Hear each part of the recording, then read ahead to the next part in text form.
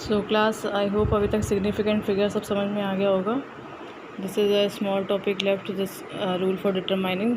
This are very simple rules जो हम लोग पहले पढ़ चुके हैं कि अगर दो क्वांटिटीज़ में एरर आ रहा है तो जो रिज़ल्ट क्वांटिटी होती है वो जो उनका एरर होता है वो टोटल ऐड अप हो जाता है. जैसे यहाँ पे एग्जांपल में दिखाया गया कि लेंथ भी 0.6% का है और ब्रेथ भी जो है 1% का है, तो total error in area will be 1.6 percentage के फॉर्म में, और उस परसेंटेज को नॉर्मल क्वांटिटी में कन्वर्ट किया है, दैट विल कम 2.6 एंड 2.6 को राउंड ऑफ करके इन्होंने 3 सेंटीमीटर स्क्वायर लिखा है. ये रूल्स हम लोग पहले पढ़ चुके हैं. This is the by with the help of numerical example इसको एक्सप्लेन किया गया. So read it out.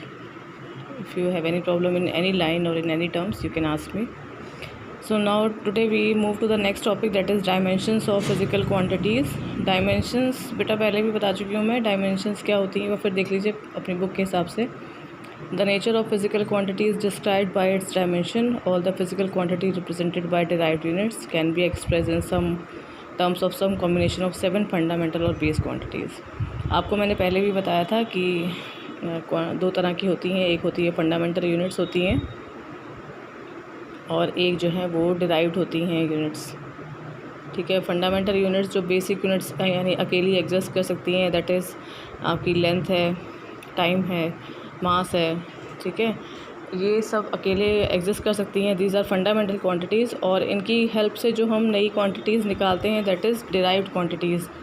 तो 7 फंडामेंटल क्वांटिटीज़ हैं आपके कोर्स में, that is length, mass, time, electric current, thermodynamic temperature, luminous intensity and amount of substance mole. ये fundamental quantities हैं जो इंडिविजुअली एग्जिस्ट कर सकती हैं. इनका रिप्रेजेंटेशन ऐसे ही होता है. लेंथ को एक बड़े ब्रैकेट में L, मास को एक बड़े ब्रैकेट में M, टाइम को एक बड़े ब्रैकेट में T, और इलेक्ट्रिक करंट को करंट की यूनिट क्या होती है, एम्पियर.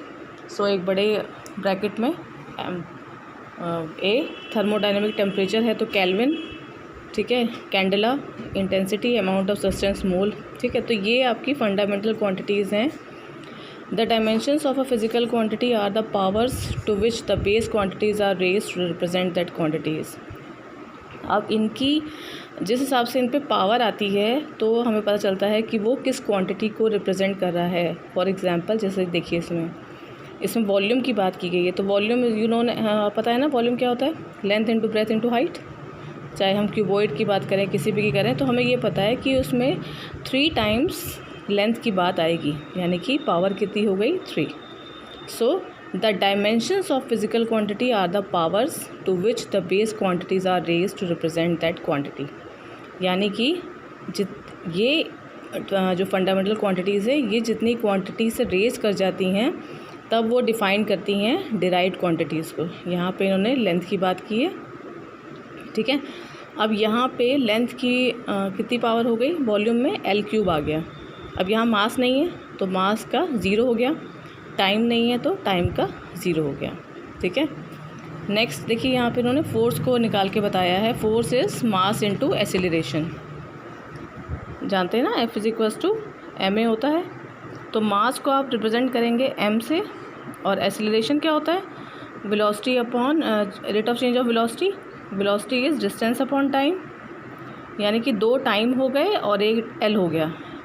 एक डिस्टेंस यानी कि L हो गया, 2 टाइम हो गए नीचे, एक L हो गया और नीचे 2 टाइम की पावर हो गई. ये ऊपर जाएगा तो mL/t-2. ठीक है. सो यहीं पे देखिए m 1 है, एक L है, नीचे डिनोमिनेटर में T 2 हैं जो ऊपर जाके माइनस हो गए. Thus the force has 1 dimension in mass. कितनी dimension, 1 dimension in mass, 1 dimension in length and -2 dimension in time. The dimensions in all other base quantities are 0. बाकी जो रेस्ट की बेसिक क्वांटिटीज़ हैं वो क्या हैं, 0 हैं. Note that in this type of representation the magnitude are not considered. It is the quality of the type of physical quantity that enters. मतलब यहाँ पे हम वैल्यू की बात नहीं कर रहे हैं कि फोर्स कितने यूनिट लगा, हम उसकी बात नहीं कर रहे हैं कि 9.8 है, 6.2 है, 4.3 है, उससे हमें मतलब नहीं है. We only deal with the unit.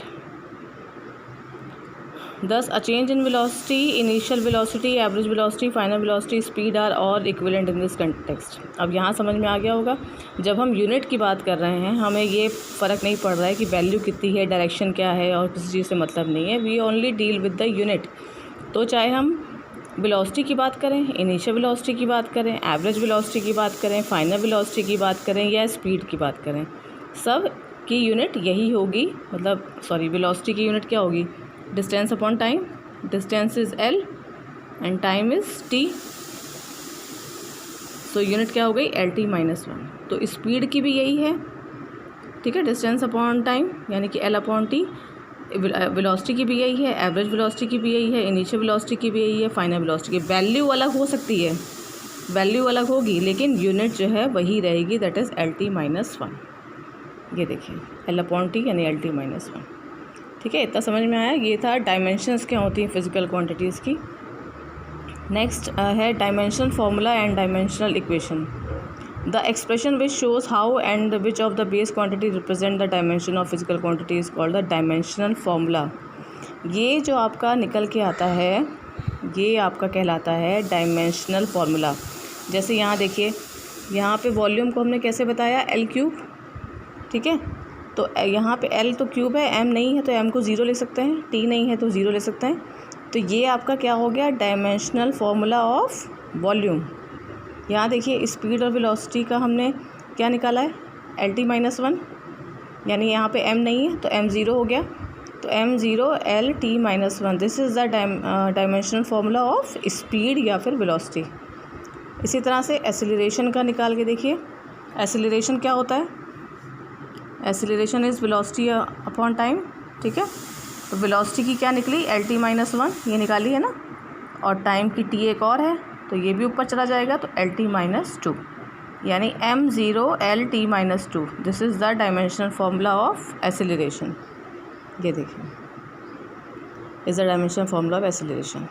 और ये किसका निकाला है? Mass density. अब ज़रा डेंसिटी का निकाल के देखिएगा, ठीक है, कि ये आता है कि नहीं. वैसे डेंसिटी का क्या होता है? Density is mass upon volume. ठीक है, मास का हो गया m और वॉल्यूम का होता है L3, तो ml-3 T0. ये देखिए ml-3 T0, that is the dimensional formula of acceleration. An equation obtained by equating a physical quantity with this dimensional formula is called the dimensional equation.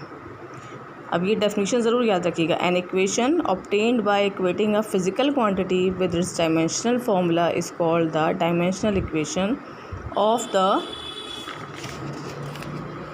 physical quantity. Thus, the dimensional equations are the equations which represent the dimension of physical quantity in terms of the base quantities.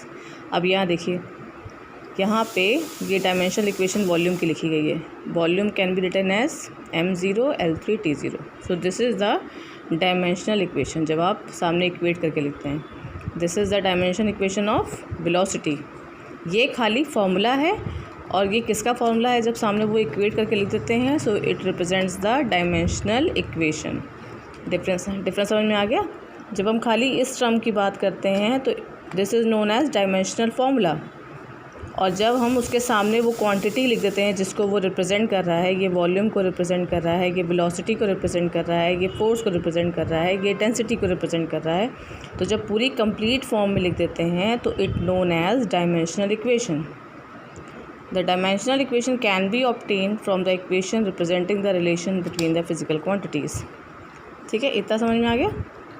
तो ये थी आपकी dimensions क्या हैं, dimensional formula क्या है, और dimensional equation क्या है. ठीक है, इतना समझ में आ गया. इसको एक बार देख लीजिएगा. ठीक है, ये वाले एग्जांपल्स देख लीजिएगा जो मैंने